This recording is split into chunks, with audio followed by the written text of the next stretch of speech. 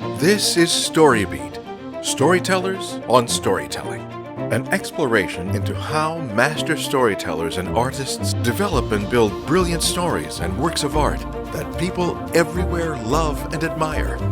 So join us as we discover how talented creators of all kinds find success in the worlds of imagination and entertainment. Here now is your host, Steve Cuden.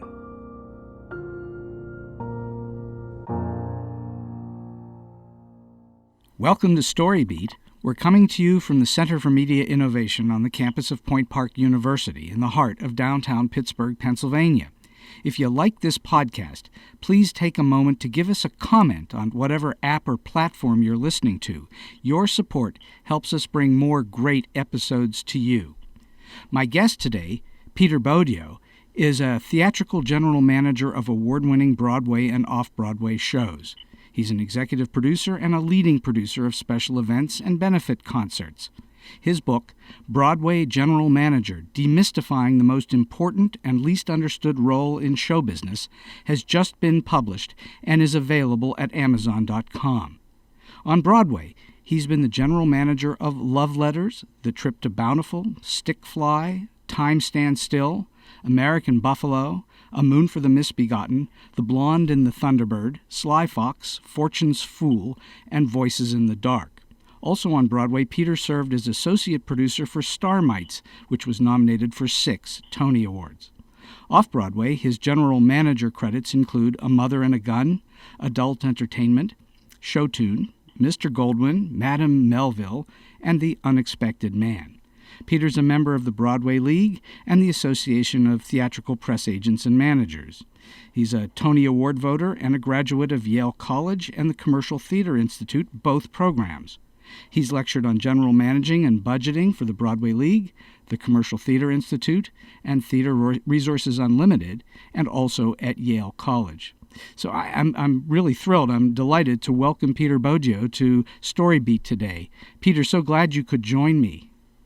Thank you, Steve. I'm absolutely delighted to be here, and I thank you for inviting me. Oh, my great pleasure. It's always great to talk to people in the theater world where I come from in my distant past, although in my current past as well. So talk to us about Broadway General Manager. What is the purpose of the book? Why did you write it, and who's it for? What's it all about?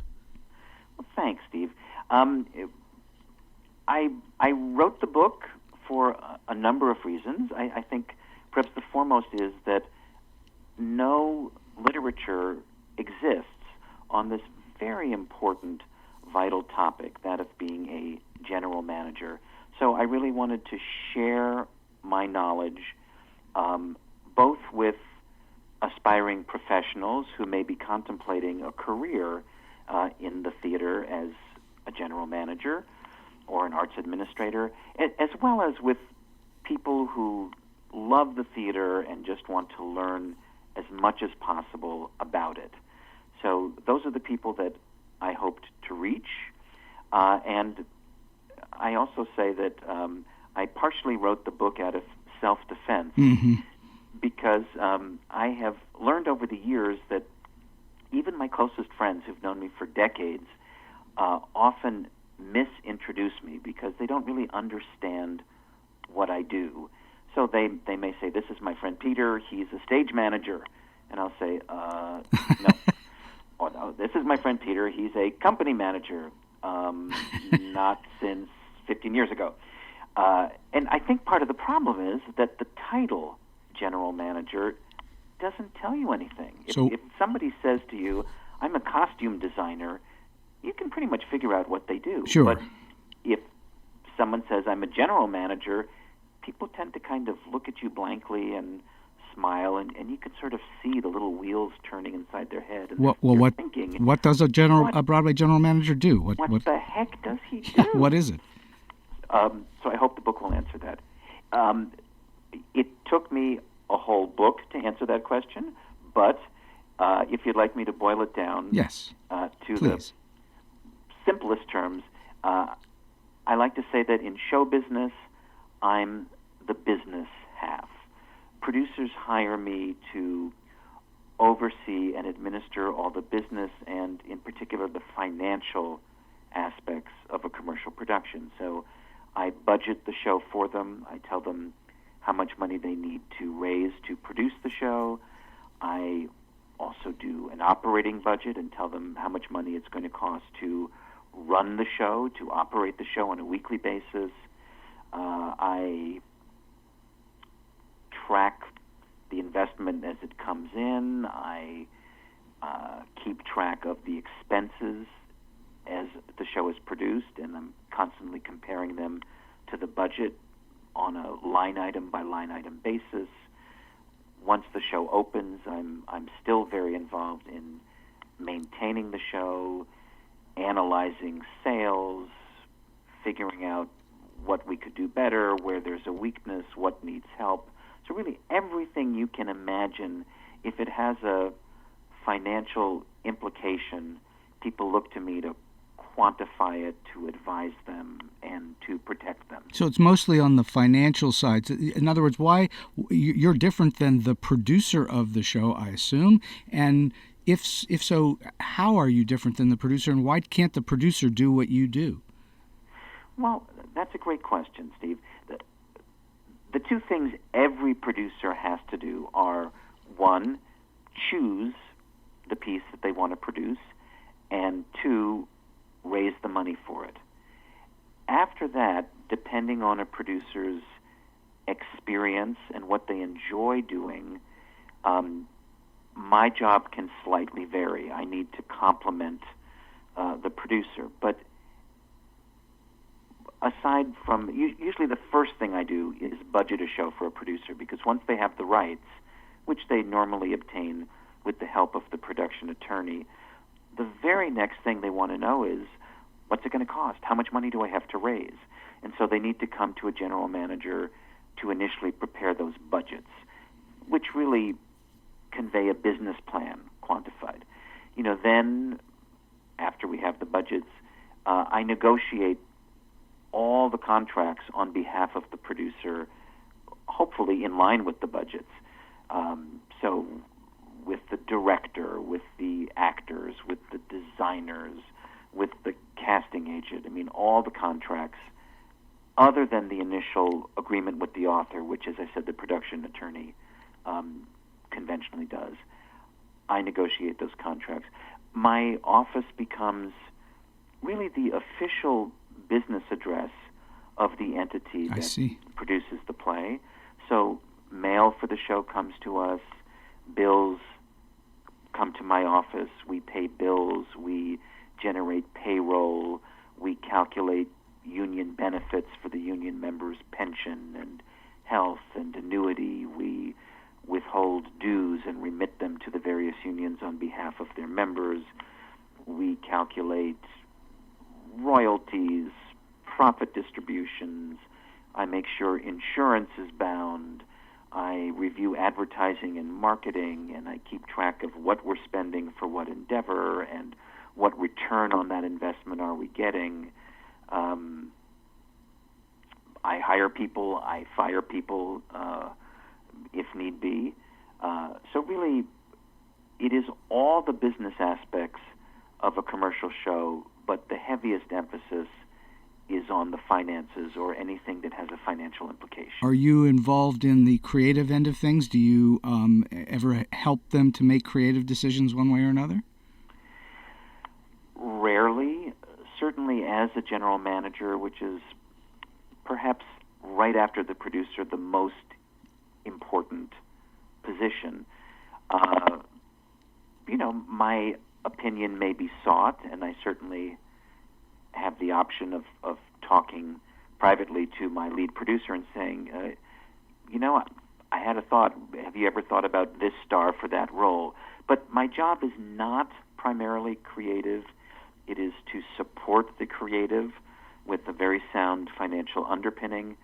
I suppose the only area where you could maybe say I'm creative is possibly in how I negotiate the contracts for the various personnel, but that's certainly a different kind of creativity than composing music or designing scenery. You said that you're involved in hiring and firing. Does that include? I'm assuming that's the below the line folks, but is it also the above the line folks? Is it also the creative people? It's all the creative people. I basically take direction from the producer. The most important artistic position after the producer and the author, who have to enter into an initial agreement so the producer has the right to develop the property, is the director. And the director becomes pretty much the head of all artistic decisions, with both the producer and the author having right of approval. But the director is going to be key in choosing the design team and knowing what actors he or she wants to work with. But as I say, in all matters creative, the producer and the author do have right of approval. No one person can say this is how it's going to be. So they have to agree and convince each other. And then once you have that director, then I follow instruction. The producer will say, we want this set designer make the deal. We want this star actor. Usually the general manager will make the deal. Occasionally, if you have a very experienced and seasoned producer, the producer may enjoy negotiating the star's deal with their agent. But mostly the general manager is asked to do that, hopefully along the lines of what has already been budgeted. But a budget is a living, breathing document. It evolves over time. Sure. So if we really want someone and I can't get the agent to agree for the terms within the budget, I then will have to go back to the producer and say, this is what they want. If we're not willing to increase that line item and hopefully save money elsewhere, then this negotiation will not be concluded and we'll have to, move on. And then that becomes the producer's decision. Do we want to stretch the budget or hold tight and, look for a replacement? And as I say, the director may also be very important in making that decision. So you heavily influence producers' decisions, but in many cases the producer is the final arbiter of the decision. Is that correct? Really, in all cases. I am there to serve the producer, to protect the producer, to have the back of the producer, to advise the producer.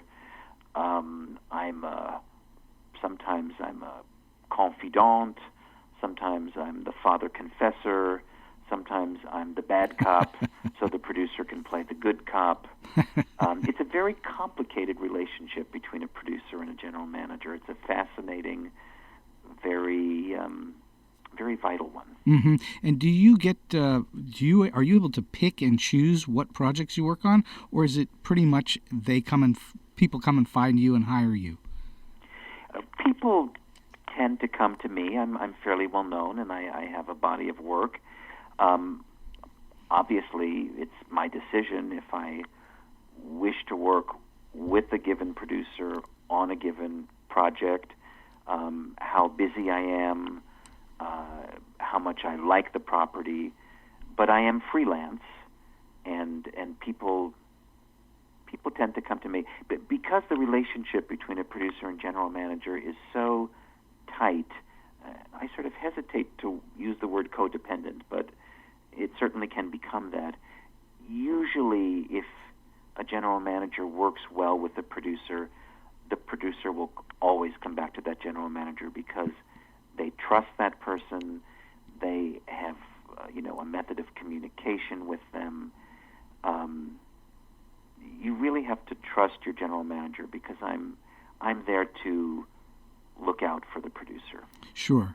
I noticed that you have a tendency in your bio to work on dramas and plays more than musicals and more dramas than comedies. Are there differences in being a general manager on those different properties, on different genres? Well, that's an interesting question. Essentially, fundamentally, there is not a difference. my career has developed the way it has, and I love plays. That said, a musical is just a bigger, more complex animal. There's more to manage. The budget is much higher. It may be 3-4 times as much as a play, and there are additional departments that you don't have in a play. There's a composer, there's an orchestrator, there's probably a choreographer, there's a copyist for the music, there's a music contractor to hire the musicians, there are musicians themselves. So it's just a bigger, more complex venture, but the principles are basically the same. But instead of maybe 7 actors, including the chorus, maybe you have 28, so there are that many more people to hire, and the wardrobe department has to be bigger, and the hair department with the wigs has to be bigger, and there are more costumes and more costume design assistants. So it's really a matter of scale. And lights and musicians and things like that. Exactly. It's not completely different. It's bigger, more complex, and there are additional departments that, because it's a musical, you don't have to deal with in a play. So I'm not looking for numbers. I'm just curious. Do your business work on a fee basis, or do you work on some kind of percentage, or how do you get paid? That's a great question. It's actually a combination. Initially, a general manager is paid a fee to do all the work necessary to get the show to the point where it can begin rehearsals, or just before it can begin rehearsals. And that fee is usually structured with a number of installments. So you get a certain part upon signing, and then various thresholds are designated along the way where you get another part, and then usually very close to when the show goes into rehearsal, you may get your final payment. But, as sometimes happens in the theater, a producer tries to develop a show and maybe discovers that it's much harder for them to raise all the money they needed. So there's no guarantee that the producer will succeed in raising the money and the show will go into rehearsal. So there's always a part of the fee that, if the show's abandoned along the way, the general manager and various other people in a similar situation hasn't gotten to the threshold point for a future part of their fee, and you don't get it. Did I understand you to say a moment ago that once it goes into rehearsal, you more or less back away? Don't you stay on with the show through the run? Absolutely. I'm sorry, I didn't get to continue, and that might be misleading. Usually, once you approach rehearsal and the show is really functioning on a weekly basis, there's payroll every week, and eventually, first there's rehearsals, and then there's previews. At that point, the general manager goes on a weekly, and depending on the negotiation, that can either be as a weekly fee to a corporate entity the general manager has, or it may be on salary for an individual. So there's a little bit of leeway there. But at a certain point, when the show has raised its money and it's going forward, close to the start of rehearsals, often it's 2 weeks prior to the start of rehearsals, the general manager has been paid all the pre-production fee and goes on a weekly salary, and very often additionally has a separate weekly office fee, which is really meant to reimburse the general manager for the expenses of his or her maintaining an office and having an assistant. So that's pretty much expected to be applied to paying for things. So it's separate from the actual compensation for the individual. That makes sense. I mean, obviously, if you're going to be a financial person, they're going to need a financial person all the way through the run of the show, all the way through strike, whenever that is. Absolutely. It's some people don't understand this, and I think, my whole job is just mounting the show, but there's a lot of work involved in maintaining a show. In fact, after I had completed the second draft of my book and my publisher said he wanted to publish it, he was ready to make that commitment, sometime later he came back to me a little sheepishly and he said, I just realized, Peter, that your book has 13 chapters, and I'm just a little suspicious. Would you mind coming up with another chapter? And I said, sure. Let me think. Let me think what I could add. And I realized that much of what I had spoken about related to mounting a show, getting it open, which is a huge endeavor. So I came up with a chapter that I called Prime, Decline, Death, and Afterlife. The Four Ages of Theater. Nice chapter title. Thank you. I was kind of riffing off Shakespeare's Seven Ages of Man. And that chapter really talks about, okay, so now your show is open. Maintaining a show that's healthy, that's prime. What to do when a show starts to fail, that's decline. What to do when the decision has been made that it's time for the show to close, which would be death. And then afterlife, very often there's lots of ongoing activity even after a show has closed, but most usually in the cases where a show has had a decent run. It's been around for a while, and hopefully a major licensing company has licensed the show for stock and amateur rights, and income flows back to the original entity from those licenses. Or the show's been successful enough that there's a national tour and there's a touring company, or there's great interest in the show and someone wants to mount a production in London. All these subsidiary exploitations of the show's rights generate money that flows back to the original entity. It has to be tracked. It has to be banked.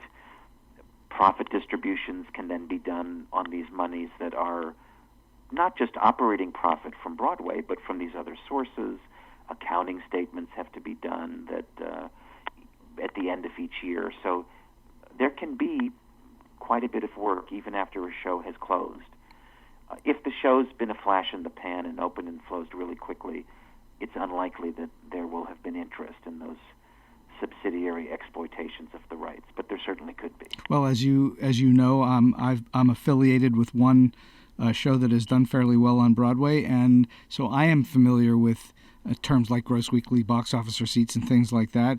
And I got very friendly with the general manager of the various productions and 4 U.S. tours of Jekyll and Hyde. So what you do is absolutely valuable to all of the players, including the artists and the high-end creative people, because without you, there'd be nobody keeping track of this stuff. Yes, and initially I'm doing my best in close consultation with my producer, to come up with a business plan, a financial structure that is viable and that will hopefully help the show to survive. So a big part of that is budgeting so that I keep expenses as low as possible around what we call the break-even point, which really just means what's the sum of money you have to earn to pay all your bills so that at the end of the day there is no profit, but there's no loss. The show hasn't lost any money. If a show can break even and cover all its expenses, then theoretically it can run forever, although it'll never repay the investors because there's no profit. So I try to keep break-even as low as possible so the show can survive, and then structure a lot of financial deals so that as our gross improves, people can get paid additional sums when the show can afford to pay them more money. At what point do you initially get involved in most productions? Is it before, is it when a producer says, okay, I've got rights, and you start right there? Is that where you begin? Yes. I say that I'm usually the second person hired. The first is the attorney to negotiate the rights for the producer from the author. But as soon as the producer has those rights, the next thing he wants to know instantly is, what's it going to cost? I also say facetiously that the arc of my job can be summed up in two phrases. The first thing I usually say is, this is what it's going to cost. And the last thing, or one of the last things that I usually say is, and now it's time to close.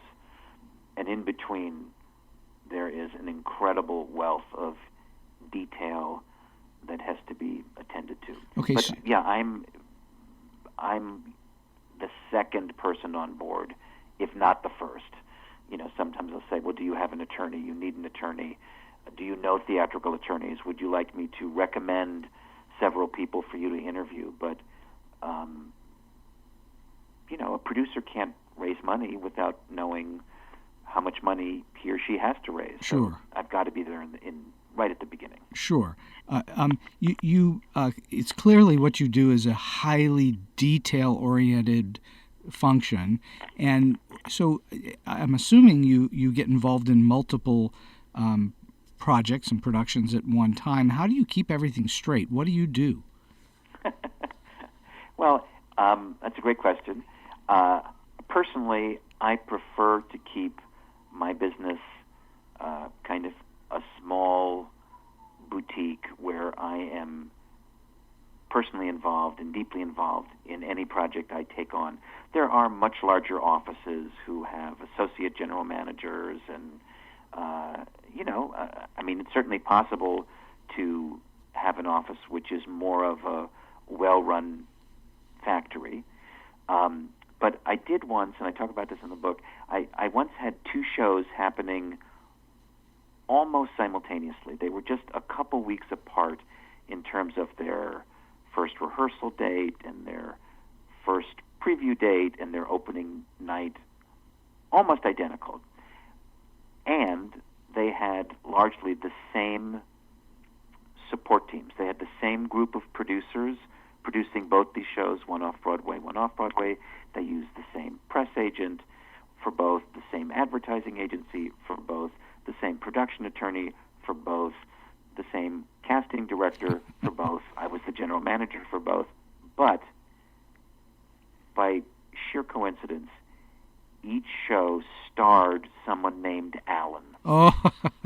One was Alan Bates, who was starring in Fortune's Fool on Broadway, and the other was Alan King, who was starring in Mr. Goldwyn off-Broadway. So in order to keep my sanity, I had to start every conversation by saying, please specify the show we are talking about. And then I was fine. Because you didn't know which Alan was which. Right, and I was talking to the same people about both shows, so I had to make sure right at the beginning of the conversation we were really clear which show we were talking about, because once you started down one path and then realized, oh no, this is not that show, what did we just say?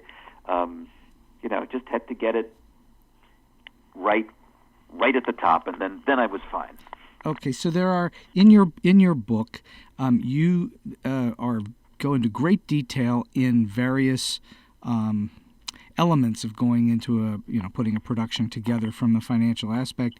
There are two kinds of basic budgets. One is the production budget, and the other is the operating budget. What are they, and what are their differences? Sure. The production budget is a budget that takes the producer up to the first paid public performance, when the show begins performances, and therefore it begins operating. It begins earning money by selling tickets. So the production budget takes you up to that point in time. It basically represents the capitalization, the sum of money the producer has to raise from investors to get the show open. The operating budget, as its name may imply, tells the producer how much money it's going to take to run the show, to operate the show on a weekly basis. And as part of that, after those expenses have been quantified, it's typical for there to be a series of possible recoupment scenarios to tell the producer under different circumstances, which are really different box office grosses representing different percentages of an ideal capacity gross at 100%, how quickly the show could earn the investors, well, this is a little complicated. The recoupment scenarios reveal how quickly you can earn your production expenses back. Got it. Now, production expenses are the vast majority of the total capitalization, which represents all the money that was raised, all the investors' money collectively. But production expenses are a somewhat smaller, lesser figure than the total capitalization because, and I hope this isn't too complicated for your viewers, the capitalization, aside from production costs, which is the main part, also has to include certain categories. One is usually advances, bonds, and deposits. The other is a reserve fund or a contingency. They're part of the capitalization, but from an accounting point of view, advances, bonds, and deposits are assets, not expenses, because technically they are recoverable. At the end, when the show closes, you're expected to get your bonds back. And a reserve is money you've budgeted for and have in hand to help you out in future if in a given week your box office gross doesn't cover all your expenses, but you haven't spent the reserve yet. So the irony is when a show claims or declares that it has recouped, it's recouped most but not all of the investor's money. It's recouped the production cost part, but it hasn't recouped 100% because there still is an allocation for advances, bonds, deposits, and a reserve. So it's an accounting issue that goes beyond the abilities of most of my artist friends to understand, which is not abnormal. But when it comes down to recouping costs, explain why Broadway takes so long to recoup costs. That's a big deal. Movies, they open and hopefully they recoup their costs in a matter of weeks, although sometimes it takes much longer, sometimes not at all. But in Broadway, it's almost impossible to recoup your costs quickly. Why is that? Okay, well, one of the biggest difference between theater and film is in theater you have one company playing in one theater on Broadway 8 times a week. And as part of that 8, maybe on a Wednesday and a Saturday, you have 2 shows, and every performance is live and costs you money. It costs you to operate. You have to pay the actors, you have to pay the box office. You have to pay all these people in order to do that live performance. In film, first of all, once the film is shot and edited and in the can, you can show it 6 times a day in 1,500 theaters across the country. Or more. Or more, all of which are generating money. And film is not really my world, but I assume the costs to run a film once it's finished are relatively minor compared to the making of the film. Of course. Or the operating of a show where, if you're doing a performance, you have to pay people salary. And so theater is expensive, and its expenses are ongoing. It's not like, okay, we've produced the show, now we can do it for nothing. You have to operate it. And even in the case of a play, which is much less expensive than a musical, it could easily cost you $350,000 to $400,000 a week to operate a play, meaning you have to make that much money just to cover your expenses and not lose money, And at that point, if you don't make more than that, you haven't made any profit. So it's great to recoup. That's a wonderful thing.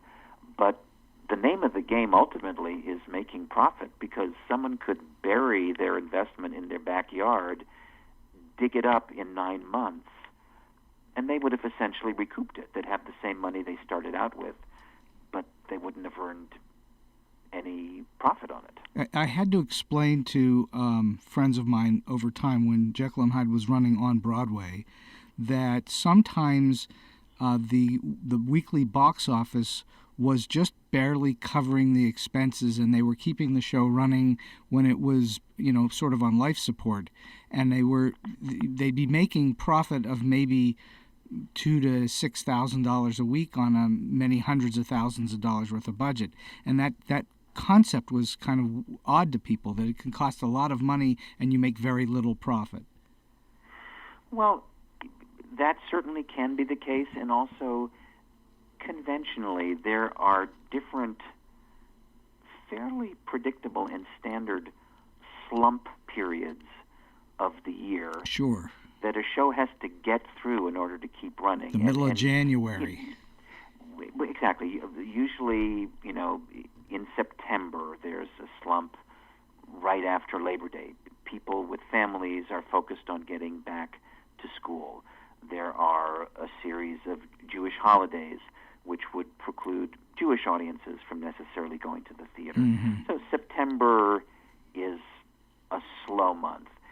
As you start to say, January and February is a very slow period. Once people have survived the Christmas holidays, they're often exhausted and broke, and the weather is cold and crummy, at least in New York. Miserable. And people may not particularly want to go out because they're overextended, they've got huge credit card bills, or they're tired, or the weather's terrible. And they don't want people sneezing on them from behind.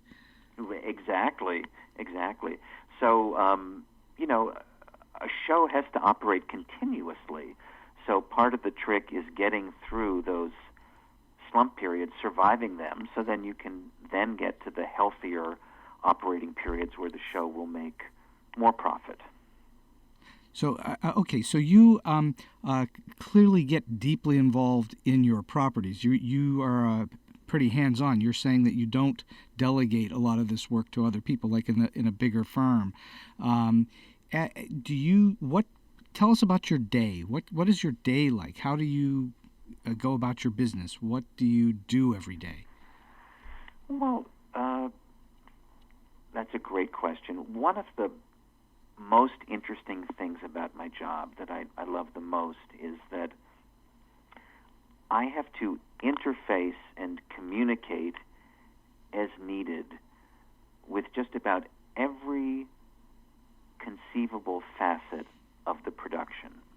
So every day is different. Some days are relatively calm and it's maintenance. Other days there's an unexpected crisis that has to be dealt with immediately. But it's possible on a given day I would have to be in touch with certainly my lead producer, who I'll probably be in touch with 20 times during the day, whether by phone or by email or some combination. But producer, possibly the production attorney, maybe investors, maybe actors.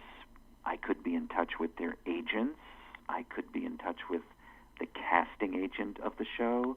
I could need to communicate with the press agent, the advertising agency, the marketing people, the box office, the theater owners, a dialect coach, wow, the costume designers, an animal trainer. I mean, the list goes on and on.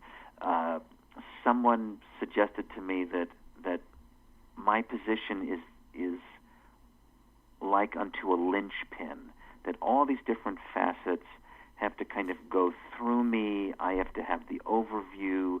I have to make sure there's clear communication with everyone. I have to understand if anything has a financial implication. I have to quantify it. I have to,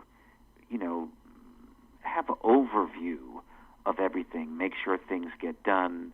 And to me, that's one of my author, I may be in touch with, the author, but to me, that's one of the most interesting aspects of the job, that I have to understand and be conversant. I don't do everything myself. I'm not an accountant. The show has a certified accountant who comes in on a weekly basis when the show is running to do a profit and loss statement. But I have to be able to sit down with that accountant and review their initial draft of expenses and make sure I understand it. I can make recommendations or suggestions. Similarly, I'm not an attorney, but I have to be able to have a fairly in-depth conversation with the production attorney. So I get a really interesting, broad overview, and I deal with everyone, from the producer to the backstage doorman. You say you're not an accountant, you're not a lawyer, but you certainly must understand accounting and legal matters, and you must understand contracts fairly well in order to do your job. Well, exactly. Contracts are an area that I am intensively involved with.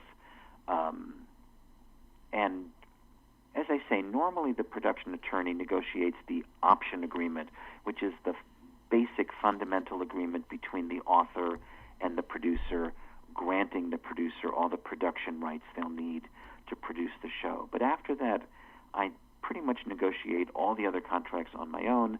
Obviously, I'm talking to my lead producer, possibly the show attorney as well, but I tend to take the lead on all those contracts after the author's agreement has been finalized. Mm-hmm. And okay, so you've been doing this a while now. How did you get interested in this? And once you were interested, how did you go about becoming a general manager?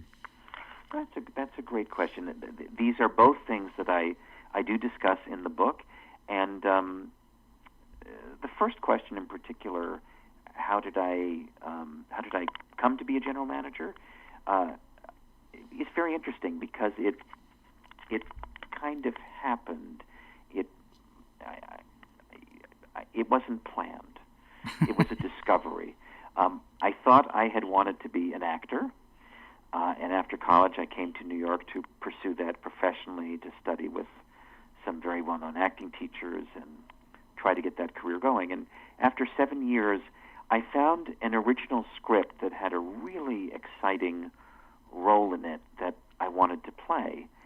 And after talking to people and doing some thinking, I realized that the very best way for me to ensure that the play got produced and that I got cast in the role I wanted to play was to produce it myself. Well, there you go. To get the rights, hire an attorney, hire a general manager, find out how much it would cost, raise the money. So I did all of this.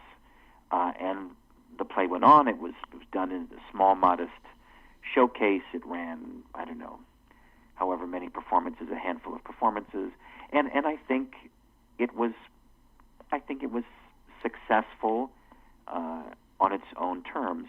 But to my total surprise, when it was over and the dust settled, I had to realize that I really felt I was better suited at that other producing, administrative, organizational side than I was at the creative acting side. Even though I'd done a reputable job in the acting department, I realized, gee, I really am better at the other stuff. It comes more naturally. I sometimes say that it was as if I had always been a fish, but no one had placed me in water until that moment. And when they did, I suddenly went, I'm a fish. Who knew? So that kind of gave me, and I had recently turned 30, which can be a time of taking stock in one's life. How is my career pursuing? But anyway, it gave me the courage to say, you know what, I think I'm going to let go of performing, and I'd like to pursue this other side.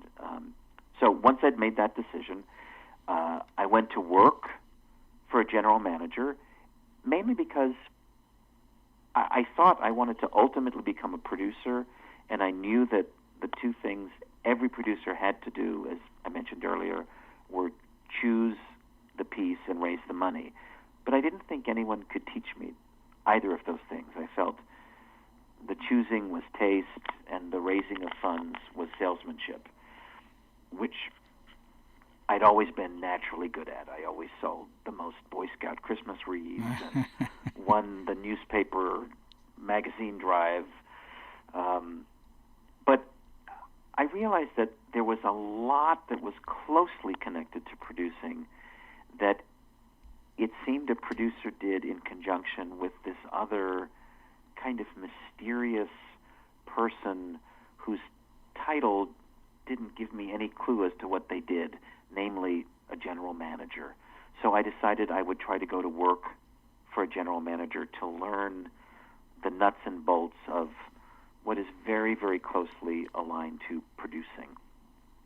So I did that. I sort of got a foot in the door in a very good office with a highly regarded general manager named Albert Poland, and he happened to have 2 new shows coming up, so his office was expanding, and they were very busy, and they really needed help. So I got in the door as a second assistant, and over time I became the first assistant, and then I became the office manager, and then I apprenticed in a very valuable union program for company managers. Company managing is is often a stepping stone to general managing. It's a very important and difficult position. A company manager is kind of the lieutenant to the general manager and make sure everything is executed along the lines that a general manager has designed the project. So I went through an apprenticeship, and eventually, which takes about 2 years if you're lucky, and passed my union exam and began to work as a company manager, and did that for quite a few years until I reached a point where I felt I wanted more responsibility in the production. I wanted more say, and most importantly, I guess, I don't know exactly chronologically, but I certainly was married by then. I don't recall if we already had our son, but I realized I didn't particularly want to be tied to a show schedule like a company manager is, meaning that I would have to be at the theater 8 times a week, Sure. evenings, twice on a Saturday, on Sunday. It really cuts up your time. And I was fortunate, someone I knew who thought well of me gave me the opportunity to general manage a show they were working on, and I was able to kind of make that leap from company manager to general manager. A little bit more in control of your own destiny.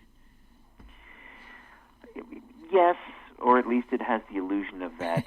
The sad thing is when a show closes, the general manager is just as unemployed as the actor or the stagehand Definitely. or the backstage porter. So it is freelance, and when a show closes, you're out of work, and you have to look for the next gig, and just know that it's out there, and you're not going to be unemployed for the rest of your life, which of course is the typical fear of someone working in a freelance industry. Yes, I most of my career has been freelance. I've freelanced for more than 20 years as a writer, so I understand the problem. You're always hunting for something, unless you're lucky and get a long-term gig for something, but most of the time you are on the hunt. So tell me, Peter, what's the biggest, you don't even have to name names, but what's the biggest disaster you've been involved in, and how did you solve it? You're making a big assumption that you've ever had a disaster. That I was able to solve it. Aren't you? Well, here's a funny story. I general managed a wonderful play Off-Broadway called The Unexpected Man. It came from London. It was written by Yasmina Reza, a very successful French playwright. Did she write Art? She wrote Art. Art was the big show that was played in New York prior to this production. Mm-hmm. Art was on Broadway. It won the Tony. And it starred in New York. It's just a two-character piece. Brilliant, thrilling English actors. Eileen Atkins, who subsequently was made a dame, and Alan Bates, who subsequently was knighted and became Sir Alan Bates. And the set for this piece was the most unusual set I'd ever seen. It was largely a glass floor. The whole play takes place in a private compartment on a train in which two lone people are sitting. But the set was primarily made of glass, and it was very special fused glass that had to be manufactured. It weighed several tons. It was in sections. And because of its unusual nature, it had been stored after the original production closed in London, and I was able to work out a rental agreement to use this set, which certainly was cheaper than trying to have it recreated. As I say, it wasn't just you couldn't just go out and buy a sheet of glass like you could for a window. This was thick, fused glass. It had to be specially made. But of course, we had to pay for the transportation. So I had to arrange for this glass set to be shipped in various crates by freight, and I talked to our technical supervisor, when it arrived in New York and was loaded onto trucks to be brought to the theater. We required two special pieces of equipment that we had to order, which we didn't normally have. One was a kind of genie lift, so the crates could be lowered from the back of the truck pretty much onto the sidewalk, because, as I say, they weighed a couple tons, and it was highly breakable and very complicated to replace if something broke. So you needed something to get it to the sidewalk, and then we needed a kind of, I can't think of the term, but a conveyance on wheels, so the crates could be put on, what do they have in Porgy and Bess? Some kind of a could be trolley? put on a platform with wheels and kind of wheeled into the theater. Like a trolley. Like a trolley. I think that's the technical term. Thank you. So we ordered both those things. We were prepared. The day arrived. I knew that the crates were to be delivered to the theater. The phone rang. It was my technical supervisor. And he said, Peter, I have good news and I have bad news. Oh, boy. I said, tell me the good news first. Let's start with some good news. He said, the set has arrived, the truck is here, the crates have arrived, and they are on the sidewalk.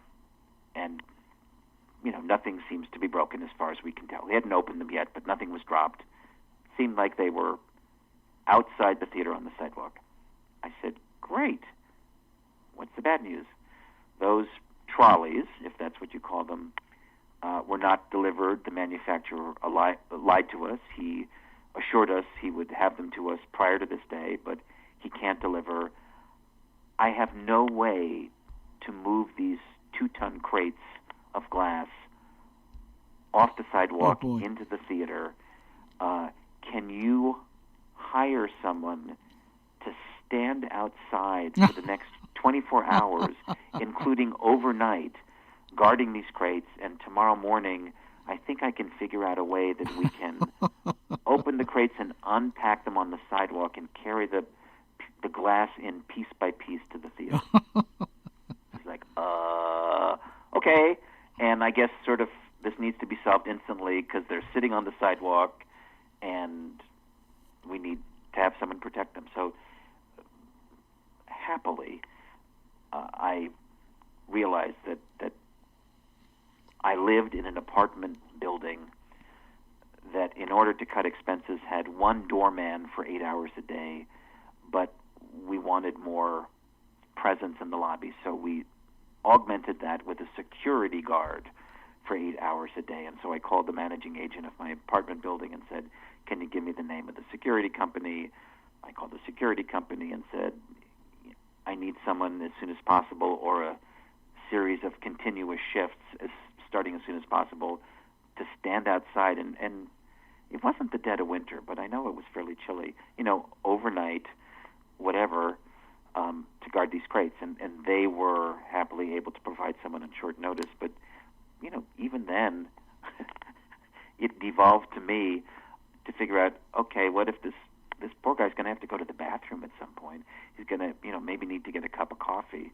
And so I had to figure out where in the neighborhood he could, briefly leave these crates to have a bathroom break. So,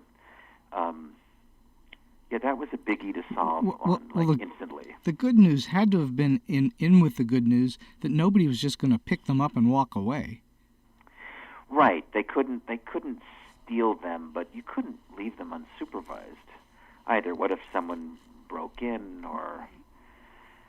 I once heard this great New York story about someone who had some construction work done in their apartment, and they had boxes of debris, and they couldn't find the right agency to cart the debris away, or it only happened once a month, and they really wanted to clean up their apartment. So they finally had this bright idea. They gift-wrapped all the boxes, set them outside, and they were all stolen in a matter of hours. That solved the problem. Okay, so surely in your history in the show business, you have bumped into or met at least one or more quirky, oddball, weird people, or been in those kinds of circumstances. Do you have a funny or a quirky story that you can share with the listeners? Well, yes, I could probably share this because it's not too defamatory and the person is dead. But I once worked with the very famous playwright and librettist Arthur Lawrence, whom, as you may or may not know, West Side Story, had a reputation of being, a very difficult and possibly unpleasant person. I believe the word prickly has been used about him more than once. And that's a euphemism. But I had a very positive experience. This was one of the special events that I have produced. This one was at Carnegie Hall. It was a concert version of the legendary Stephen Sondheim, Arthur Lawrence cult musical, Anyone Can Whistle. Mm-hmm. It was my idea to produce it as a benefit concert at Carnegie to raise money for AIDS. Arthur was very involved and extremely helpful. My experience with him was only positive, but I was well aware of his reputation. And at the end of the process, I thought seriously of having a T-shirt made up which said, Arthur Lawrence hugged me. And did you? As so many things in life, I just talked about it. I didn't actually have the T-shirt made, but he did hug me, and I thought, wow, I'm very fortunate. Any number of people have had strongly negative experiences, and I think one of my skills, which is also a big part of a general manager's job, along with mathematical ability, is an ability to get along with people, and, as my wife has pointed out to me, an ability not to take things personally. Very important. It's important in all aspects of show business. Try not to take things personally. Although, of course, if you're an actor and somebody says, I don't like your performance, that's pretty personal. But, you try not to take things personally. I think you have to. Anyway, so Arthur was someone who... and actually, here's the second part of that story. There was one day when he was a little bit difficult, and at the end of the day, I had to send an email to Steve Sondheim to discuss something, and I said, Steve, when in Sunday in the Park with George, you wrote the lyric, "Art isn't easy," were you thinking of anyone in particular? that's very good. That's a nice double entendre. Well played. I've had the great honor today. We've been speaking with Peter Bogyo, who is a Broadway theatrical general manager and has a new book out called Broadway General Manager, Demystifying the Most Important and Least Understood Role in Show Business. Obviously, that of being the general manager of a big show. Peter, as we wrap the show up, I'm wondering if you might have one solid piece of advice or a tip that you would share with the audience. Thanks, Steve.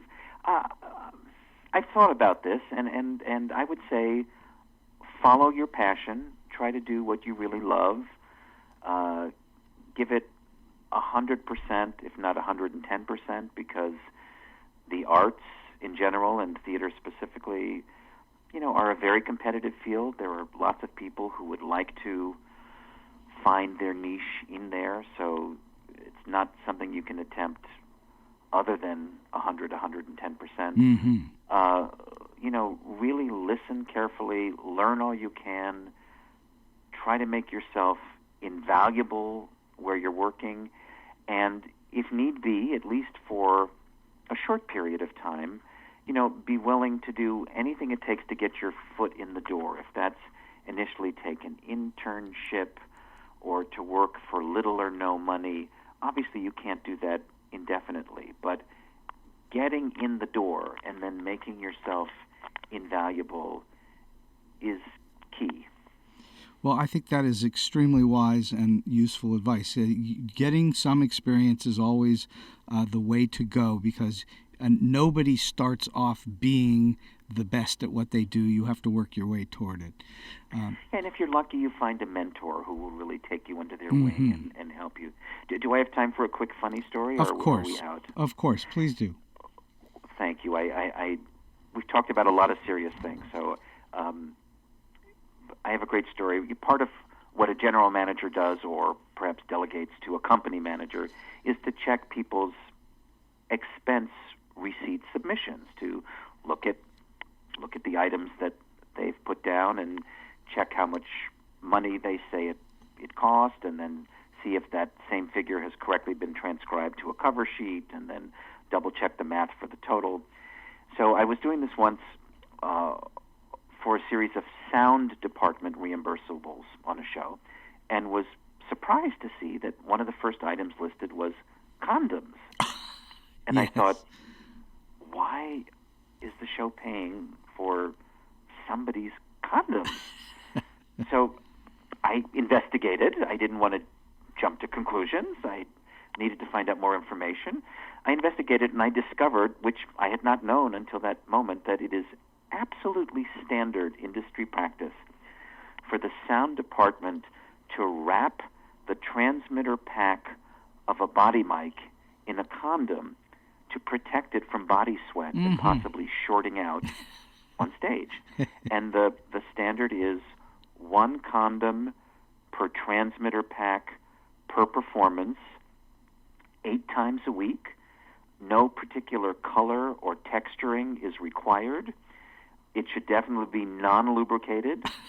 But if you have a large-scale show, and particularly a musical, where body mics are used much more frequently than in plays, if you have a large cast show, then you probably want to go to Costco and buy in bulk. Yes, I've been in show business for a while myself, and I know all about condoms and microphone packs. And yeah, it is always baffling when people see a box of condoms sitting around backstage. They're wondering what's going on. Well, Peter, this has been a great pleasure, and I'm so delighted to have spent this hour with you.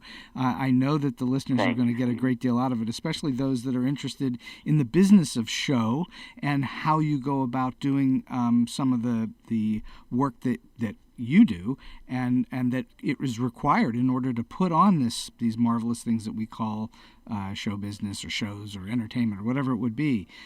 So I thank you for spending some time with me today on StoryBeat. My pleasure, and if I can just quickly say, for those who think they are interested in the book, of course it's available on Amazon, Barnes & Noble, also through the book's own website, www.broadwaygeneralmanager.com. So it's out, it's findable. I hope people will want to read it and that they'll enjoy it if they do. Fantastic. Well, thank you again for stopping by. Thank you so much. Today's StoryBeat tip. Dialogue is a heightened reality no matter how we write it. Play and movie dialogue is purposefully heightened. Legal depositions reveal how poorly we all speak in our everyday lives. Just try reading one sometime. In most screen stories, dialogue seems realistic or even perfectly real, yet it hardly ever is. The best dialogue has an elevated sense to it, even if the characters are not well educated. It's rarely poetry, but it is common for memorable movie dialogue to have a rhythm and sensibility that borders on the poetic. For prime examples of this, watch Casablanca, or Annie Hall, or The Silence of the Lambs, or Raising Arizona. Don't make the mistake of thinking that conversational dialogue is actually conversation. It isn't. In real life, people frequently do not finish their sentences and thoughts. They stutter and stammer and wander off into non sequiturs on a whim. Sometimes people have nothing to say, yet they blather on and on. Every screen character who speaks must speak with a purpose, and yet it must never be obvious to the audience that the words have such great meaning. That might seem too pointed or on the nose, so dialogue should feel natural and spontaneous, as if the characters are thinking it up at the exact moment that they speak. Even when dialogue is purposefully written over the top, as it is in comedies like Anchorman or Duck Soup or What's Up Doc or even Dr. Strangelove, it should still seem natural in those settings for those stories. And so we've come to the end of today's StoryBeat. If you've enjoyed this podcast, please take a moment to give us a positive comment on whatever app or platform you're listening to. Your support helps us bring more great episodes to you. This podcast would not have been possible without the generous support of the Center for Media Innovation on the campus of Point Park University. Until next time, I'm Steve Cuden, and may all your stories be unforgettable.